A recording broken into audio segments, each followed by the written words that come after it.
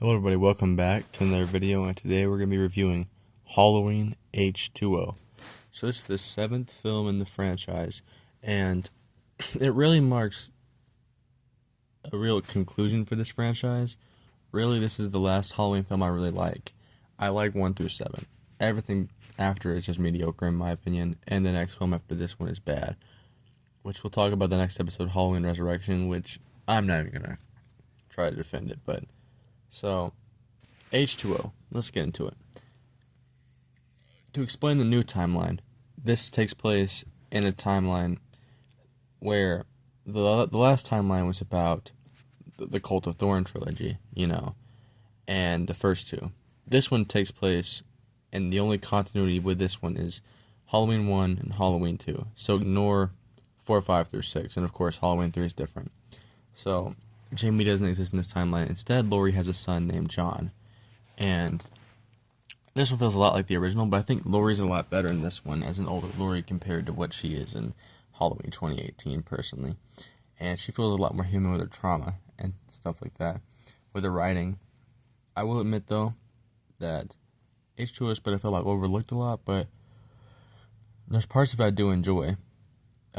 The first part of the film, we see Marion Chambers, who was the doctor who took Michael, who was there with Loomis the night he escaped. He kills her, and so Michael, his mask, there's one mask that looks good towards the beginning when he kills Marion, but then after that, ooh, it's awful looking, especially that CGI mask. Chris Durand isn't as bad as people say he is. I think he's a decent Michael Myers, and I think the directing in this film is really pretty good. I might be biased because I'm a big fan of Steve Miner, because he gave us 2 of my favorite Friday the 13th films, or 2 of my top 3 favorite Friday the 13th. Steve Miner, who we last saw on this review on this channel back in July when we reviewed Friday the 13th Part 2 and 3. So, I really like him as a director. I think Jamie Lee Curtis also does great as Laurie again. And I believe this is the one that has Cool J in it, because Busta Rhymes is in Halloween 8, which we'll get to that. Oh gosh. But H2O, obviously the title is calling back to Halloween 20 years later, and if you look at the poster, it's very Scream inspired. As we haven't covered that series yet, but this November or maybe late October, I'll get around to it. But Scream really changed the horror landscape in 1996. So this one came out in 98, so you can tell by the poster, yeah, it's definitely inspired by Scream. And there's actually, it's the only one that, out of the big 3, we didn't see a new Nightmare on Elm Street that tried to be Scream-like. I mean, Wes Craven's New Nightmare, which was basically a proto-Scream, was definitely Scream-like, but that was, came before it. But Jason, or in timeline, Nightmare on Elm Street never tried to, adapt to the new Scream format. And I think Halloween succeeded.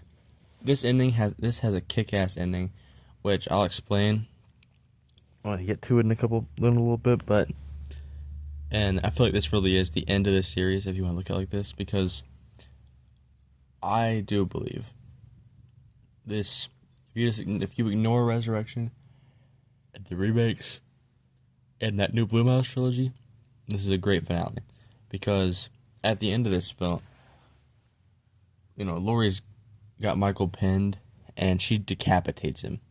And one of the most satisfying scenes, this man that's been terrorizing Laurie her whole life, got her traumatized. She finally gets to kill him after he kind of get revenge for what he did to her friends. After all this time, it's finally over. And when we get to Resurrection, we find out, well, I'll explain what happens in Resurrection. But just a great way to send this franchise off, if they would have. But money talks, and Halloween Resurrection would come out 4 years later. But, yeah. This one really does feel like peak Dimension. This is a part of the trilogy. I call it the Dimension Films trilogy, because Halloween 6 through 8 were, I believe, distributed by Dimension Films. So you'll see Blu-ray packs and DVD packs of Halloween, Curse of Michael Myers, H2O, and then Resurrection, all in a pack together. And Yeah. I think John's an okay character. He's not the best. And I do like how Michael stabs Laurie's this counselor that like kind of has this best feelings for Laurie, but when he stabs him, he holds him up in the air, kind of calling him back to the nurse's death in Halloween 2. And but I just the more I think about it, it's between this is better than Halloween 4 mask. I'm thinking about things I don't like this film because I do like a lot about this film. Like I said, I think Jamie Lee Curtis is great. I think that Chris Durant doesn't do that bad, and I think Steve Miner's a good director. I like John as a character, and I like the ending. It's amazing. I think this was a good return to form, but the way the mask, he looks spooked. Like the one in Halloween 4 looks shocked and stuff. Like what? Something happened? Halloween 6 had a great mask, and Halloween 5 kind of that alien looking mask and stuff in some scenes that like the big head, that one. But this Halloween H20 mask might be. I wouldn't say it's tied with it because Halloween 4 is the worst mask in my opinion, but it's definitely tied with the alien mask, honestly, with the Halloween 5 mask for being the second worst. Because it's just, I feel like if you would have kept that mask from the beginning, although I know they were trying to distinguish the timeline, if you would have kept that mask from the beginning when he goes to Marion, this movie would be even better. But with all that being said, I think Halloween H2O is still a great film and a great starter of a new timeline. Too bad it had to be followed up by Resurrection. Because I feel like this had some potential. You could have done an anthology again if you just kept going. But maybe it's the end of Michael Myers. You would have had 7 films, and that's probably enough. Although I do enjoy Halloween remakes. I do enjoy the Halloween remakes. I think Rob Zombie did it pretty, especially Halloween 2. He tried some new stuff. I do enjoy those, but I don't like them. I mean, I like them, but I don't love them. I do love the first 7 Halloween films, but the last 6, I could live without, honestly. I think Halloween Kills itself. The ones that I love or decently like are Halloween Kills and H2 and the H2 remake. The rest, I don't like. I really don't like them.